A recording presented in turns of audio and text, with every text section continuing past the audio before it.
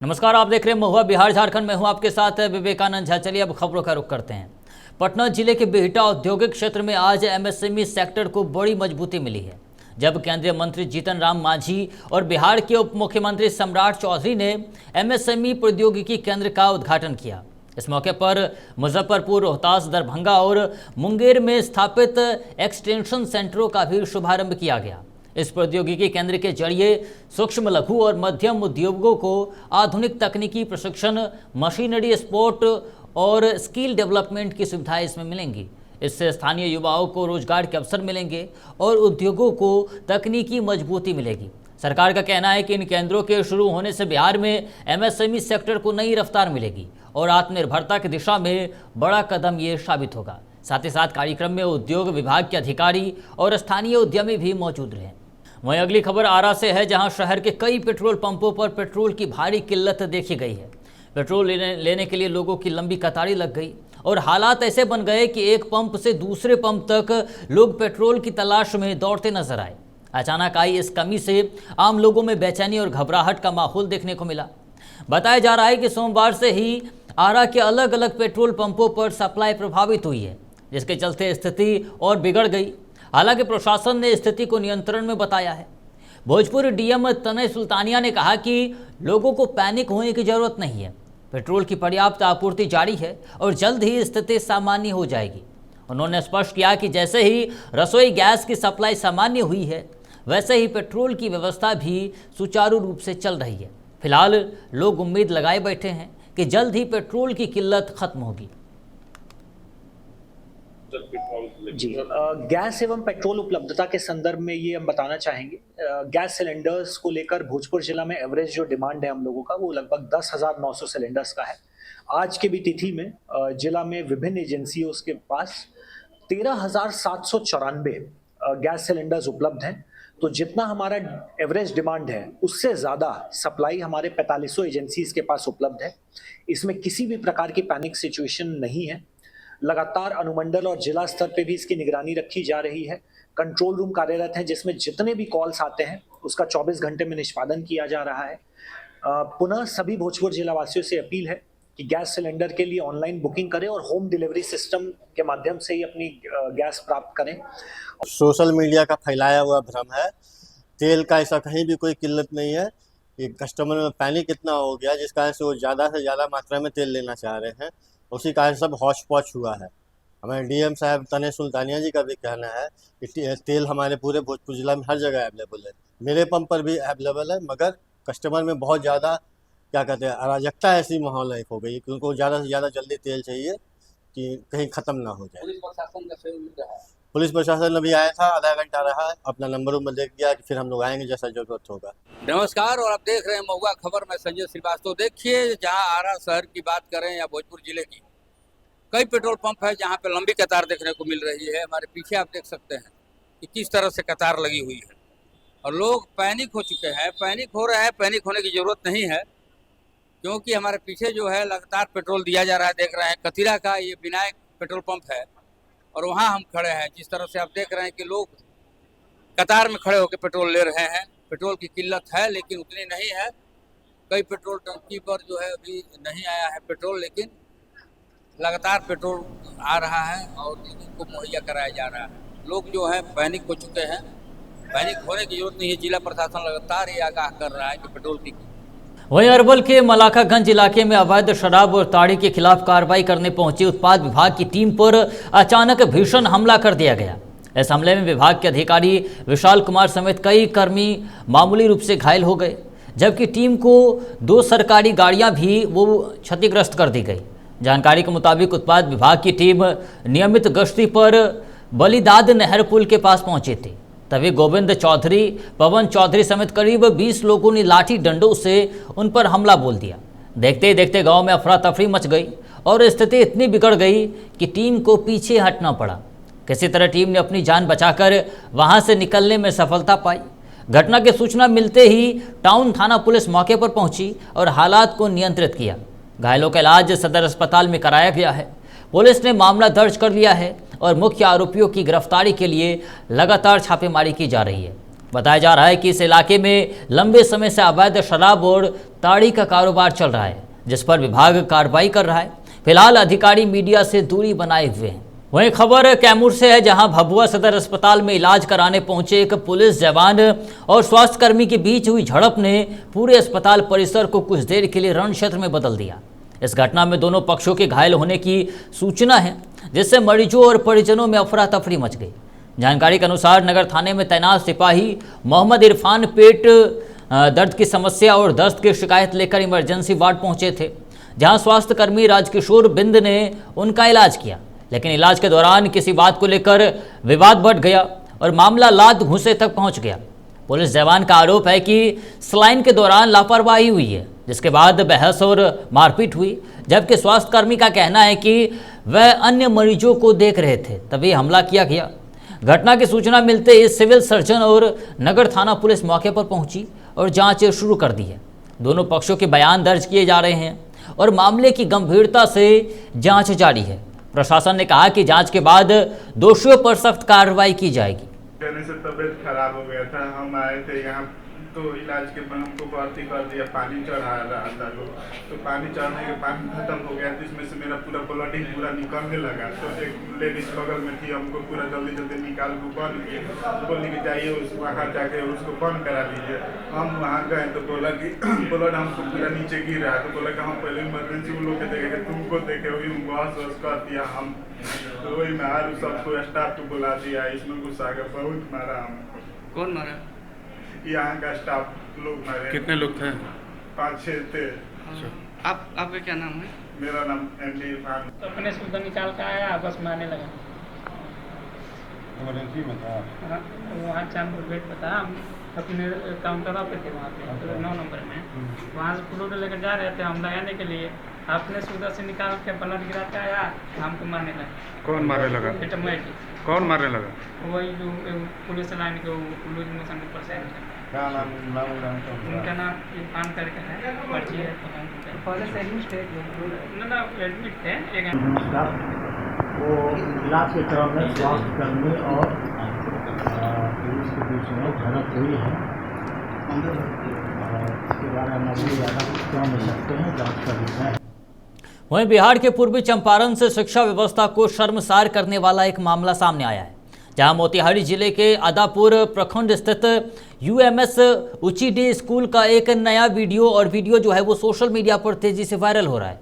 इस वीडियो में कुछ शिक्षक स्कूल परिसर के भीतर ही चिकन पार्टी करते हुए नजर आ रहे हैं, जिससे पूरा शिक्षा तंत्र जो है वो सवाल के घेरों में आ गया है। और ये वीडियो वायरल होने के बाद कई सवाल भी खड़े हो गए हैं। वीडियो में जो है वो करीब आधा दर्जन शिक्षक कक्ष में बैठकर खाना बनाते हैं और खाते हुए दिखाई दे रहे हैं। इसी दौरान शराब को लेकर कथित बातचीत भी सुनाई दे रही है, जिससे मामला और गंभीर हो गया है। बिहार में शराबबंदी कानून लागू होने के बावजूद इस तरह की गतिविधियां नियमों और नैतिकता पर बड़ा सवाल खड़ा करती है। वीडियो में कुछ शिक्षक कराही के साथ फोटो और वीडियो बनाते भी नजर आ रहे हैं, जिससे स्कूल के अनुशासन और वातावरण दोनों पर गंभीर सवाल उठ रहे हैं। घटना के बाद शिक्षा विभाग ने मामले की जांच शुरू करने की बात कही है। हालांकि संबंधित शिक्षकों ने आरोपों से इनकार कर दिया है। अब बड़ा सवाल यह है कि क्या इस मामले में सख्त कार्रवाई होगी या फिर यह मामला भी अन्य मामलों की तरह ठंडे बस्ते में डाल दिया जाएगा। वहीं सिवान में ज्ञान भारतम मिशन के तहत एक महत्वपूर्ण ऐतिहासिक खोज सामने आई है। बाबुनिया रोड स्थित रूह अफ़ज़ा मंजिल से जो है वो 200 वर्ष से अधिक पुरानी दुर्लभ पांडुलिपियां मिली है, जो 1800 से 1950 के बीच जिले की आर्थिक गतिविधियों का प्रमाणिक विवरण देती है। इन दस्तावेजों से पता चलता है कि उस दौर में सिवान साल्ट पीटर यानी सोरा उत्पादन का बड़ा केंद्र था और यहाँ से तैयार माल रघुनाथपुर के रास्ते सरयू नदी होते हुए कोलकाता और फिर इंग्लैंड तक भेजा जाता था। जिलाधिकारी विवेक रंजन मैत्रेय ने इन पांडुलिपियों का अवलोकन कर उन्हें ज्ञान भारतम पोर्टल पर अपलोड कराने का निर्देश दिया है। इन ऐतिहासिक दस्तावेजों को वर्षों तक जो है वो सुरक्षित रखने का श्रेय उमेर फरीद और उनके परिवार को जाता है। परिवार का दावा है कि वर्ष 1940 में सुभाष चंद्र बोस भी इस आवास पर आए थे। प्रशासन ने लोगों से अपील की है कि वे भी अपने घरों में सुरक्षित पुरानी पांडुलिपियों को सामने लाएं। हमारे पूर्वज जो शेख मोहम्मदी मियाँ थे उनके 3 लड़के थे, शेख हदायतुल्लाह, शेख अब्दुल रहीम और शेख अब्दुल रहमान। ये तीनों आदमियों ने 1850 से अपना व्यवसाय स्टार्ट किया और बहुत सारा ये सोरा का काम स्टार्ट किया और भारी पैमाने पे इन्होंने काम किया।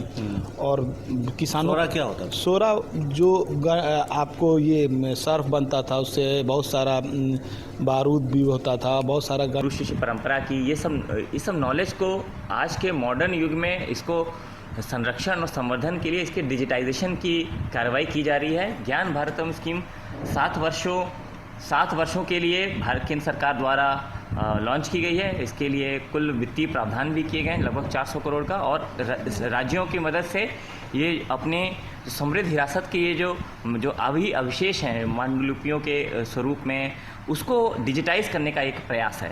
और सीवान जिला भी एक ऐतिहासिक केंद्र रहा है, न केवल स्वतंत्रता संग्राम का बल्कि उसके पूर्व भी एक बौद्ध और कबीर मठ की भी यहाँ विरासत रही है। उसका एक प्रयास है। और नमस्कार, मैं हूं आकाश। महुआ खबर में आपका स्वागत है। सीवान में स्वर्णिम इतिहास और यहाँ की संस्कृति के लिए जाना जाता है। देश रत्न गणेश प्रसाद की धरती मानी जाती है और कर्म धरती मानी जाती है ये मौलाना मजरूल हक की। साथ ही साथ यहाँ अब संस्कृति को, विरासतों को बचाने की एक नई पहल की जा रही है और इसमें अग्रिम भूमिका निभा रहे हैं सीवान के फरीद बाबू और उनके परिवार। फरीद बाबू के परिवार के पास ऐसी कुछ पांडुलिपियाँ मिली हैं जो 200 साल भी पुरानी हैं और उनके हाथे में आज मौजूद हैं। और ये तस्वीरें जो दिखा रहे हैं, इस बिल्डिंग को आप देख के समझ पा रहे होंगे कि लगभग 150 साल पुरानी ये बिल्डिंग है जो रूह आफजम मंजिल के नाम से जानी जाती है और काफ़ी अच्छे तरीके से संरक्षित की गई है। और साथ ही साथ इनके पास कुछ ऐसी पांडुलिपियाँ मिली हैं जिसको लेकर सीवान के डीएम भी यहाँ पहुँचे हुए थे और उन्होंने उन पांडुलिपियों को देखा है और ये कहा है कि इस तरह की पांडुलिपियों को संरक्षित करने की ज़रूरत है। आपको बता दें कि सोरा का व्यवसाय इनके परिवार के द्वारा किया जाता था, जिससे पुराने ज़माने में बनते थे वॉशिंग पाउडर और कई ऐसे हथियार भी बनाए जाते थे जिससे बारूद बनाए जाते थे। उस सोरा का उपयोग और परिवार व्यवसाय यहाँ पे किया जाता था। और यहाँ वहीं श्रावणी मेला नज़दीक है और देवघर एक बार फिर बोल बम के जय घोष से गूंजने की तैयारी में है। बाबा वैद्यनाथ धाम पहुँचने से पहले कांवड़ियों का पारंपरिक पहला पड़ाव जो है वो हुआ करता था बिलासी का दर्शनीय मंदिर। मान्यता थी कि यहाँ दर्शन कर, पंचशूल निहार कर और गंगा जल सुरक्षित रखकर ही श्रद्धालु आगे बढ़ते थे। यह पड़ाव यात्रा को आध्यात्मिक अनुशासन देता था। रूट डाइवर्जन और नई सड़कों के बाद यह परंपरा धीरे धीरे छूटती गई। आज वही दर्शनीय मंदिर जहाँ सावन में लाखों की भीड़ उमड़ती थी, अपेक्षाकृत शांत दिखता है। मंदिर परिसर में महाकाल, हनुमान और काली मंदिर आज भी आस्था के केंद्र है, लेकिन पहचान वाले जैसे नहीं जो है पहले जैसे नहीं रही जैसे पहले इन्हें पहचान मिला करती थी। पुजारी और पुजारन का कहना है कि सावन में यहाँ सुरक्षा और भीड़ प्रबंधन की पर्याप्त व्यवस्था नहीं होती। स्थानीय श्रद्धालुओं की मांग है कि प्रशासन इस ऐतिहासिक पड़ाव को फिर से मुख्य धारा में जोड़े। अब निगाह जिला प्रशासन पर है कि क्या इस परंपरा को पुनर्जीवित करने की पहल होगी या नहीं। क्या कहिएगा, बहुत प्राचीन मंदिर है और सावन भी नजदीक आने वाला है। भीड़ तो यहाँ बहुत रहता है और महादेव का स्थान है तो भीड़ तो रहेगा ही, क्योंकि बाबा के बहुत पुजारी हैं, हम खुद हैं बाबा के पुजारी। तो क्या लगता है प्रशासन, जिला प्रशासन का सहयोग यहाँ मिलता है? नहीं, सहयोग यहाँ कुछ भी नहीं है। व्यवस्था नहीं, व्यवस्था यहाँ कुछ भी नहीं है। यहाँ प्रशासन का कुछ भी नहीं है। भीड़ सावन में काफी रहता है, बाहर से भी बहुत व्यक्ति आते हैं यहाँ चढ़ाने के लिए। मान्यता है कि जो है पहले दर्शनिया यही मंदिर। इस मंदिर का परंपरा है, जो पुराना दर्शनिया मंदिर है, आज से करीब 1.5-2 साल पहले का है। हाँ, अब पहले जो कांवड़ जो चलती थी सुल्तानगंज से है बाबा धाम के लिए, पहले यही दर्शन होता था बाबा का। आधा मंदिर यहाँ से शुरू करता था है, तब आगे कांवड़ बाबा का मंदिर पूजा करने के लिए जाता था। पहले यही दर्शन करता था, दर्शन यहीं से होता था। मंदिर यही है। क्या लगता है, यहाँ काफी भीड़ होती है, लेकिन अब लगता है आपको कि अस्तित्व इसका खत्म हो रहा है या लोग कमा रहे हैं? मैंने रोड जो उधर से जो बन गया ना, तो रोड का सुविधा सब खोजता है।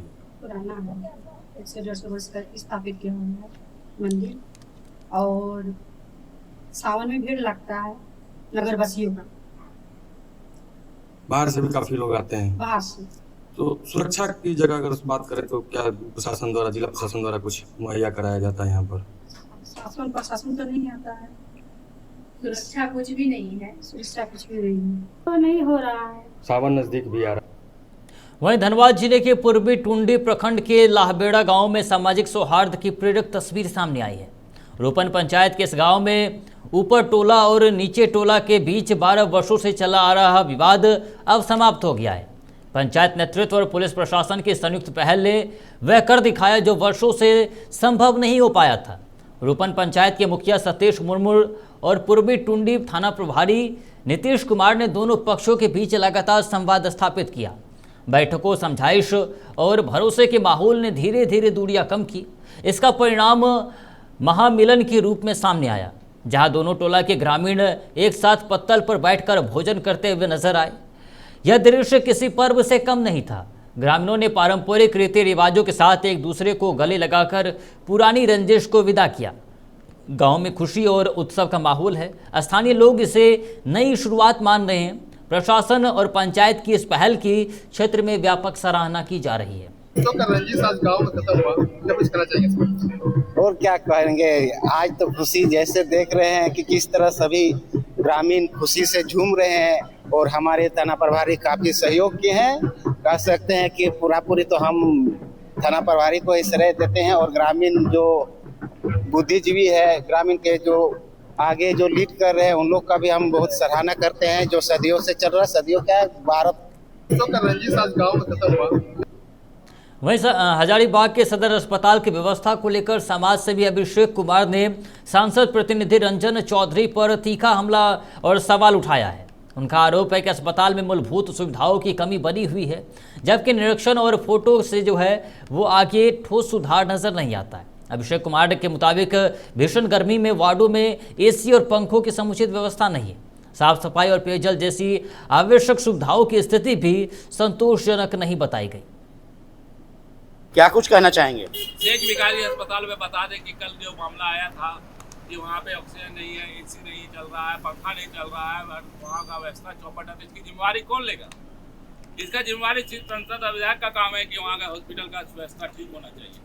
वहाँ पे संसद प्रतिनिधि, मीडिया प्रतिनिधि जो है रंजन चौधरी, वहाँ जाके फोटो खिंचाते हैं और बोलते हैं कि यहाँ पे ये नहीं हो रहा है। तो आपसे ये पूछना चाहेंगे कि आप संसद प्रतिनिधि, मीडिया प्रतिनिधि हैं, तो आप क्या देख रहे हैं? क्यों नहीं वहाँ पे व्यवस्था ठीक है? आम जनता वहाँ पे तड़प रही है, इलाज नहीं हो रहा है, इसको ठीक क्यों नहीं किया जा रहा है? 9 करोड़ रुपया आपको भारत सरकार ने दिया था, वो एक भी पैसा यूज नहीं होता है। आखिर क्यों नहीं यहाँ के हॉस्पिटल में यूज किए? क्यों नहीं न्यूरो सर्जन है? आपको बता दें कि यहाँ पे एक्सीडेंट होता है तो यहाँ पे अगर ब्रेन में चोट लगता है तो आप वहाँ पे जाने के लिए यहाँ हजारीबाग में कोई डॉक्टर ही नहीं है। अगर और उसके बाद यहाँ से रांची रेफर किया था, रास्ते में वो उसका डेथ हो जाता है, तो इसका जिम्मेवार कौन है? आखिर क्या कुछ वहीं हजारीबाग के पचड़ा पंचायत स्थित उत्क्रमित मध्य विद्यालय पचड़ा में औचक निरीक्षण के दौरान अनियमितताओं का मामला सामने आया है। जिला कांग्रेस कमेटी के महासचिव सह पचड़ा मुखिया महेश प्रसाद साहू ने सोमवार सुबह स्कूल पहुंचकर व्यवस्थाओं की जांच की। निरीक्षण में देखा गया कि रसोई घर में कार्यरत रसोइया बैठी थी, जबकि कक्षा 6 की 2 छात्राओं से सब्जी कटवाने का काम कराया जा रहा था। इस पर मुखिया ने आपत्ति जताते हुए विद्यालय के प्रधानाध्यापक दुखहरण महतो को मौके पर बुलाया और बच्चों से किसी भी प्रकार का श्रम कार्य न लेने की जो है वो सख्त हिदायत दी। उन्होंने कहा कि स्कूल में पढ़ने वाले बच्चों से कार्य करवाना नियमों के विरुद्ध है और इससे शिक्षा का माहौल प्रभावित होता है। मामले को गंभीर बताते हुए उन्होंने शिक्षा विभाग के वरीय अधिकारियों से जांच की मांग की है ताकि जिम्मेदार लोगों पर कार्रवाई हो सके। इस घटना के बाद स्थानीय स्तर पर स्कूलों में व्यवस्थाओं और निगरानी को लेकर चर्चाएं तेज हो गई। तो फिलहाल के लिए महुआ खबर के इस खास कार्यक्रम में इतना ही। ऐसे तमाम खबरों के लिए देखते रहिए महुआ खबर। नमस्कार।